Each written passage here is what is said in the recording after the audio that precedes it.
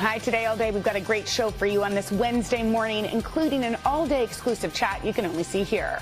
Let's kick it off with Pop Start. We check in with Carson, who's covering all the buzzy headlines, including some happy news for John Mulaney and girlfriend Olivia Munn.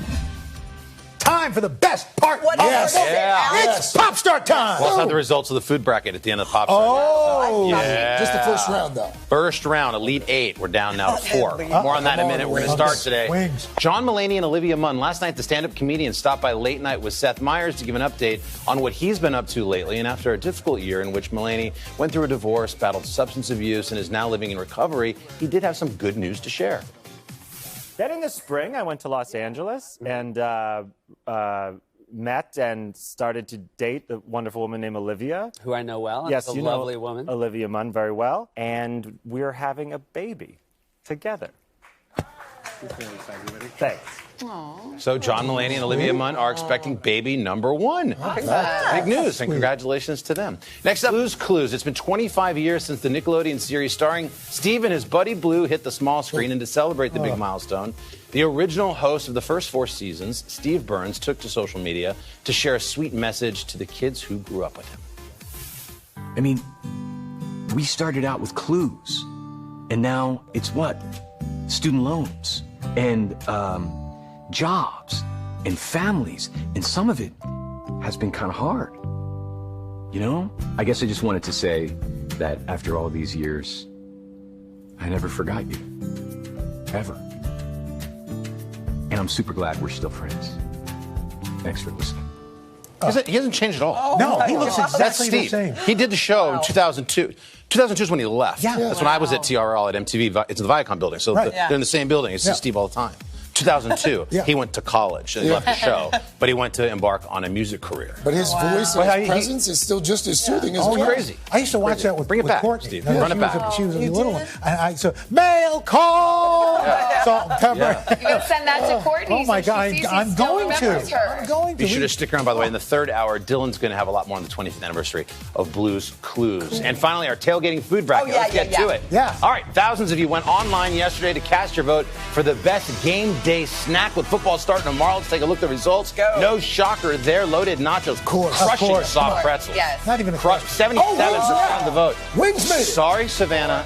But the Buffalo Wings, or as you call them, Yes. bones with sauce, Yeah. have proven they are dominant, beating out chili. It's a bowl of soup. They will be heading Even I into the voted for the semifinals. Across the board, take a look. The great battle of cheese. Mozzarella sticks called took down sticks. I'm cheese fries. shocked. Yes, no, no. 59% of the Of course. vote. Wait, Yeah. cheese fries are out. I'm Cheese fries are out. They're disgusting. That was a What are pick you 'em, though. That talking was about? They're disgusting. well. Fry in any variety is No, disgusting. I think if the fry It gets is thick soggy. enough to hold up, It's a if mess. that would make a difference. Yeah, please. Like a twice fried fry No. can hold up the nacho sauce. How Maybe can you if be it- like, it's fine, I don't but like they're cheese soggy. fries, but you like mozzarella sticks? Well, because they're fried, they're crunchy. Yeah. You know? Cheese. So are they're cheese fries. Look, if there was twice-based potato skins with cheese. But also, the maybe. mozzarella stick is like a distant cousin to the pizza, really. I mean, Exactly. because you And get the it's a sauce. pan. You so- dip it in the sauce. Right, boom. it's a different thing. Come on. It's a meal and a steak. I love you more every day. Last but not least, people just can't say no to the classic cheeseburger. course, It's just yeah. whooping up on Of cheesesteaks, course. 72%. I think we're doing like a cheeseburger loaded nachos final here. I had That's like nachos UNC going all the Duke way. back in the day. Who was going to win over nachos and cheeseburgers? Wings How are are going y'all all the way. doing? Maybe Wings is an upset. Your bracket's That's my perfect. bracket. Wings are going all the way. I feel Is like that- Wings loses steam down the Is that- stretch when we Nope. do these things. Oh, and I don't no, know no. why. Al, is that your bracket? That's my bracket. Esther, you're out? I actually voted for bones with sauce because I knew I wanted to be right. But I think Every nachos time you will say win. that and you're blasphemous about Wings, an angel loses their wings. How dare you? Wouldn't that be great if an angel actually had chicken wings? Bones with Well, they'd sauce. be bony. They'd be bony and not delicious. Not if you got my wings. I'm going to bring you some. Will you bring me some I wings? will. That's what we need Let's- to do. You Yeah, should make do sure it. wings. Because you've had bad wings, I think. Your past with Buffalo Wings scares me. That you've had such a bad relationship with wings Yeah. for so long in your life. Go nachos. It's like the You bad got boyfriend. this. Yeah. You know? Yeah, it is. Go See, Wings. you're now married Always to the happens. best wings ever. That's Mike true. Feldman. That's true. That's true. That's true. That's right. How You do we have get into delicious that? wings. I don't even know. We just went down a Cast a rabbit hole. vote. Tailgate. Go to today.com/food. Welcome back. Today in the third hour, can you believe that the beloved children's show Blue's Clues is turning 25? Dylan caught up with all three hosts from the show's run to help celebrate the milestone. Take a look. I had the chance to catch up with all three hosts from the show's quarter-century run to hear their memories and find out about working with Blue. On September 8th, 1996. Hi out there, it's me, Steve. Have you seen Blue, my puppy? Nickelodeon unleashed a brand new children's show. Blue's Clues. Featuring a puppy named Blue, who would leave behind clues for her owner, Steve, as well as little viewers everywhere. Steve, did you know how big of an impact it would have and how long it would be around for? I mean, we're celebrating the 25th anniversary. No. I mean, even when we were shooting the pilot, Here's the mail, it never fails. I thought it was too weird to work. There's a clue. We were trying to get the home viewer to actually play along and solve a problem with me. And then when it not only worked, but really worked, that was certainly a surprise to me. We just figured out Blue's Clues. Steve Burns earned his stripes, serving as the first host of Blue's Clues for 6 years. You know what we need? Our handy dandy? Before passing the famed handy dandy notebook to Joe, played by Donovan Patton. Hello? My daughter, when she was young, wanted to watch Blue's Clues. She said, I want to watch that show, but with Steve. Which I kind of love. Are you ready to watch the movie? After 4 years of playing Joe, Patton now works behind the scenes of Blue's Clues and You. A reboot introducing a new generation to Blue.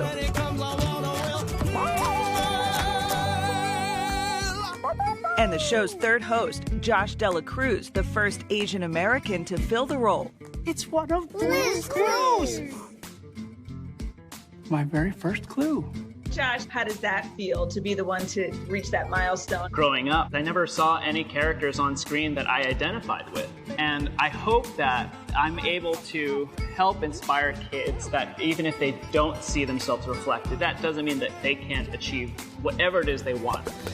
The trio of hosts now joining forces to star in an upcoming original Blue's Clues film. Blue first asked us to play. Along with a music video full of some familiar faces. You can't spell blue without you. All in celebration of Blue's 25th birthday. That's 175 in dog years, by the way. Talking about Blue, how does she stay so youthful looking? You know what I heard? Botox. That's what I heard. This show is known for its catchy tunes. We are going to the kitchen. We just got an email. I mean, how often do you find yourselves, at the grocery store, just walking around town, and these songs are just stuck in your head? All the time. There was about 5 years of my life where I wanted to forget some of those melodies. We just got a letter. We just got a letter. But could not.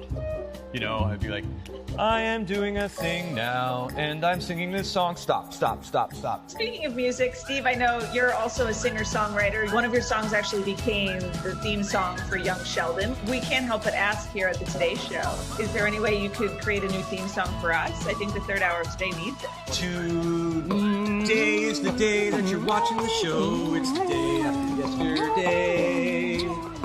But today show. I love it. Jamie. I don't know if that was going to get stuck in your head as much. It's funny, I had Calvin help me do the research for this show, and now he is just beyond obsessed. Like, it's all we watch in the house. Awesome. And also, in honor of the anniversary, Nickelodeon is partnering with the global nonprofit organization Save the Children. And this morning, fans are feeling extra nostalgic because Steve put out this sweet video telling all the show's loyal viewers he never forgot them. Aww. So you want to just Google that and try to find that video because it's really cool. And you can catch Blue's Clues and You weekdays at 11 a.m. on Nickelodeon. I sent it to Courtney. Oh, really? And she said, I watched it last night. Oh, sweet. Because he talks to the adults as if he were talking to them as kids. So what a special, to be a special place, or you hold a special place in everybody's heart. Yes. You know what I mean? That's really cool. I know, for so long. Welcome back. Today on Hoda and Jenna, a new month means a new page-turner for my Read with Jenna book club. Hoda and I talked about why I chose the amazing memoir, Beautiful Country, by Chen Julie Wong. Take a look. It's Wednesday. It's September 8th, hump day. It's a beautiful, sunny, sparkly day here in New York, and we want to send our sunshine your way because I know a lot of folks are going through different things. And this carefree tune we're listening to right now is called "Who Cares?" It's by Fillmore. I like it, right? Who cares? Let's play that every morning. So shout out to our friend Ashley down in Raleigh, North Carolina. Enjoy every minute with baby Jack. How cute is he? Thank you for watching, and send your videos to hodaandjenna.com. I just want to say congratulations. Jenna dropped an entire coffee on. She had a white dress that's borrowed from our friend Savannah. And you did the whole thing and not one drop on that white dress. That's just old makeup. That's no, there is. Sorry. Oh, no. That's something else. I believe that's something else. Today on the... But you know what? There are two types of people. There are people who get a stain and get obsessed. It's like, have you ever seen someone, like, if you have a stain, someone will say, you have a stain, you're like, okay, and they're like, it's just right. Yeah, and Hoda and I don't care. Couldn't care less. But I do feel like I jinxed myself because this morning Savannah brought this to me and I was like, great. Awesome. I could use something. Thank you. I'm glad you didn't like it on you. And then she said, and Carson this morning in the 8 o'clock said, well, do you have to give it back? And I said, well, the one way you don't have to give it back, and this isn't, I was kind of kidding, but I've done it before. Remember, I spit red wine on her right pants once. Is that you spill on it and then this then you huge own coffee. And you but own we it. feel like something is in the environment because this morning, do you want to say what happened to you? No, I dropped an entire venti tea on our brand new set, Sparkly, downstairs, and everyone looked. Usually everyone's laughing, and it was silent because, you know, when you really mess up, then people get silent. But I do think there are two types of people for sure. I mean, people who will immediately, after you get a stain, they're like, let me get that, and they get a Tide stick, and they're all on you, and you're like, I'm okay, I'll just wash it later. And I still remember, I'm just remembering this is so weird. Joel and I were at a restaurant, and Joel spilled something on him, and the lady, the waitress, was one of those, just, hold on.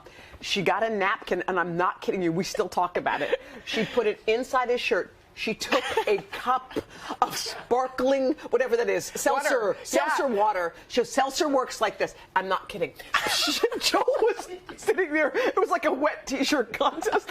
I was looking at Joel, and we still, everything we talk about it was like he was soaked, like through his clothes, and he kept saying, thank you, I think I'm good. She was like, no, just a lot more scrubbing. And she kept scrubbing it until I think it was out.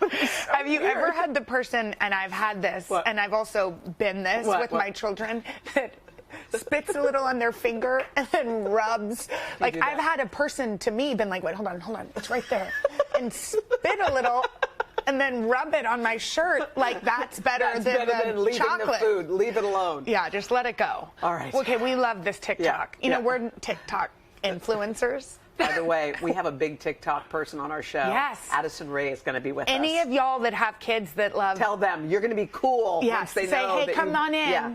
Or just tape the show and show them later. But anyway, there was this viral TikTok from an employee in Silicon Valley. So this guy named Kevin really wanted to go to the Raiders game. Okay, preseason game last weekend. So he called out sick from work. Look, there he said. Hey, Kev, hope you're feeling better. Take the day. You feeling better? I need the day. So the bottom line is, it's hard to see. That happened quickly. His boss sees him in a cutaway on TV. Thanks, man. Grabs a screenshot. I'm okay, just relaxing. Are you sure? Looks like you have a twin.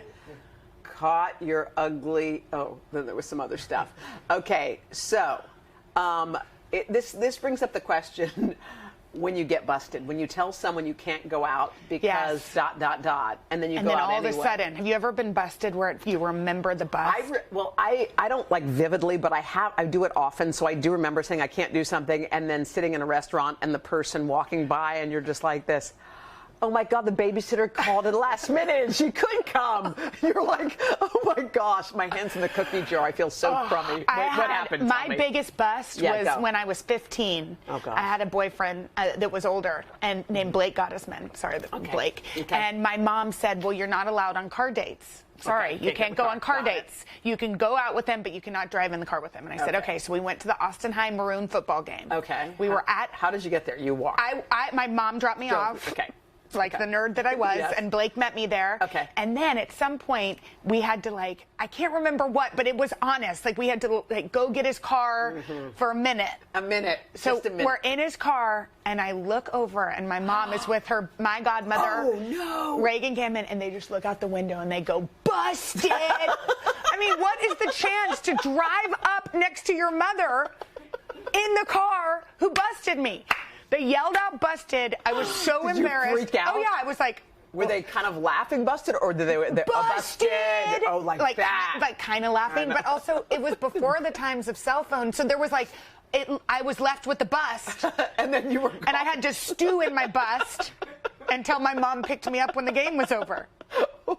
What, did you get punishment or just? No, I Jenna? think like, maybe what grounded. What were you doing? I think I was grounded for like a week, but my parents were pushovers. Did you ever call in sick to work and just say you can't make it? No. You never done that, Have you? Well, I've done it like a mental health day before. Do you know what it's kind called? of feel It's like... called call in well. What is that? You call in well. Like, you call in well to go to Kelvin wasn't sick. He just wanted to go to the game. So he called in well. I know, but you're going to get, most bosses don't let you call in well. Busted. Oh. So you guys, Jenna, you always pick great books, and I know you're good at picking, no question. This one, though, has us talking. We have not stopped talking about it since you introduced it at 8 o'clock. But and we introduced it, and the piece that you're going to see a little later shows you some. But this pick for September, which I just love, is Beautiful Country. It's by Chen Julie Wong. It is a powerful memoir about growing up as an undocumented immigrant in America. And I sat down with Chen Julie to talk about her story, what it means to have the American dream, to live this life.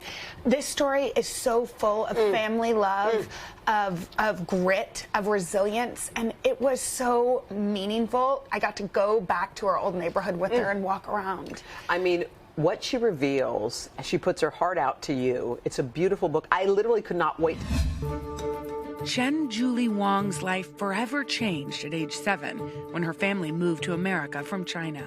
You write about landing here in America, and I love it, so I'm going to quote it. I ascended to adulthood at cruising altitude. When we stepped foot out of JFK was when I realized that my life was going to be completely different. In China, I was just a normal kid running around, screaming, dancing, and in Meiguo, America, I was to stay quiet and not be noticed at all.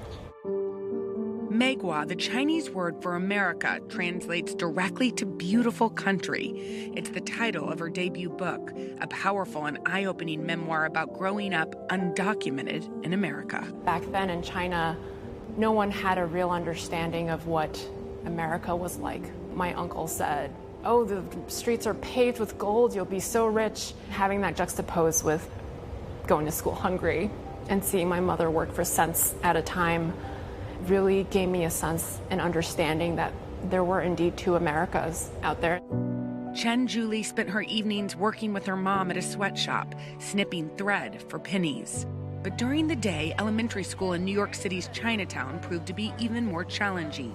Not speaking English felt like I was walking through a fog every day of my life. They put you in a classroom really all by yourself in some ways. There wasn't a teacher who was teaching you. Being put in that classroom by myself, though, helped me because, there were books around, and I found my friends in those books and found a real refuge in those books. And it was through those children's books that Chen Julie ultimately taught herself English. I loved the scene where you first found Clifford, the big red dog, and then it was the girls from the Babysitters Club who became these companions that you didn't have. I fully pretended that I was one of the babysitters, and it just felt so safe. But her family faced a medical crisis when her mom needed emergency gallbladder surgery. She made it to the hospital just in time, but it was a moment in which Chen Julie felt she had nowhere to turn. As an undocumented child, your life was filled with fear.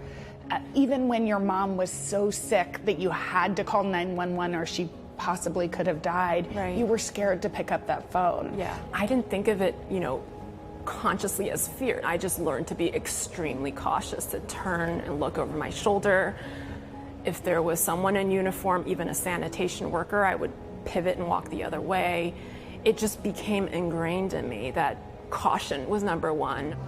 Jen Julie kept the stories from her first years in America secret for nearly 20 years. Despite the incredible challenges she faced, Jen Julie went on to graduate from Yale School of Law and is now a managing partner at a law firm in New York City. She became a U.S. citizen in 2016. Most people would think that when you got those prestigious degrees, you were living the American dream. I definitely was not. I remember going to work in this fancy office and coming home to this fancy apartment in Manhattan, looking myself in the mirror and just not knowing who I was. I had everything that the American dream told me that I was to go for. And it took me a lot of time to understand that real success is not material wealth, which is so easily portrayed as in American culture. The American dream that I'm living now is being really honest about who I am and understanding that my childhood has really shaped who I am deep down and continues to guide me. So writing this book itself has been, for me, how I define it, the real American dream. Wow. And this book is just so powerful. She's an incredible writer, so she surely is living her dream. Welcome back to Today Talks and our exclusive content you can only see here on Today All Day. We're eating a burrito. We're eating a burrito, but we had the most fun show today. I love today. Because we did everything, right? Okay, let's start. Let's begin. So we started with our chat, which we loved. Yeah, we always like to talk. And then we had Samantha Boardman on, and she talked about empty nesters, which was great, just about life changes and how to deal with them. That's important. You know what? And then what happened? She has this great thing about micro stressors that, like, it isn't, the traumatic moments are really hard, but what really can kind of grind you are the everyday little things. Bits and pieces, like, and if you let it get to you, like if you're like, oh, I spilled, now I did this. If you have to somehow take those micro stressors and sort of put them away, like you're putting that burrito away right now, and turn it into strengths, you know? And I liked her new book. It was really cool. How do you do that? Like, how do you take, if you're bugged by little things? Well, you have to, first of all, address it. Like, why am I bugged by this? Right. Why is this get to bugging the me? root of it and then make a switch, which she writes all about how to do it. I can't tell you, but I think that's important. I played a head game. I had something that was scheduled and the person was really late. And you know how that grinds me? I did a whole let it go thing. I said, you know what? I'm going to be here. I'm going to take, what can I do in this time? I filled the time with things that I needed to do, so it wasn't like I was sitting around, because nothing makes you stew more than sitting and waiting. And also then when you got together or did whatever you were going to do, you weren't like meeting with anger, you were meeting with what you would have had. Yes. So we did that, which we liked. And then Addison Rae was here. And she is a TikTok star. If y'all, I don't know if you guys know, or I'm sure you do, or your kids do if you don't, but she, by the way, talk about one of the nicest people. Yes. She gave her phone number to Donna. I know. Now Donna's going to be stalking her. I know, but that's how nice. What? No, you're fab, but you are fab. No, but I'm just saying, anyone who gives a phone number, like, how long did it take you to get Oprah's? How many meetings did you have to have? At least one or two. You got it after one? No, I'm just kidding. That's not true. No, a long time. You had to cultivate it, and then she finally gave it to you. Yeah, and she didn't give it to me. It's like she asked for my number from somebody, and then I got a text. Then she texted you. Yeah. That was one of the best days of my life. Thank you for taking me back. No, but she was so cool and sweet and humble. I loved how Samantha Boardman was like, "Oh my God, it's Addison Rae." I think it's so. You know what's so I love funny? the Today Show for that reason. Well, exactly, and also we haven't had those moments because people haven't been here. Yes. So to have those kind of intersecting moments were things that we probably took for granted before, and now we're like, oh my God, we're in awe. And now we're eating a burrito. Life is just back. I know, it was good, and now we realize it's all these tiny things that we never paid much attention to because they happen daily. It's like anything. To appreciate it. Yes. It's like when there's a faucet in front of you and it's dripping water just a little bit, you put your hands under it. If it's flooding, you're like, you back up, it's too much. Like, sometimes we just got to remember just Aren't we so lucky? My gosh. I feel like, and that burrito, I really can't get it out of my mind. But even like we used to take food for granted. We would eat it and not now even when think there's about food, we're like, there's oh my food, God, there's it's a breakfast burrito, which is my favorite food. And by the way, Anthony made a killer burrito, which is going to be on our show. Later. We're saving it for Friday, I think, or whenever it was. It doesn't matter. But the point is, you're going to want to make the recipe because it was delish. And even we can make it. All right, that's going to do it for this this episode That's of it. Today Talks. Keep watching for more of Today All Day. Goodbye. Bye. Get that burrito. Okay, I'll just have one last question. Hey, thanks for watching our YouTube channel. Find your favorite recipes, celebrity interviews, uplifting stories, shop our favorite deals, and so much more with the Today app. Download it now.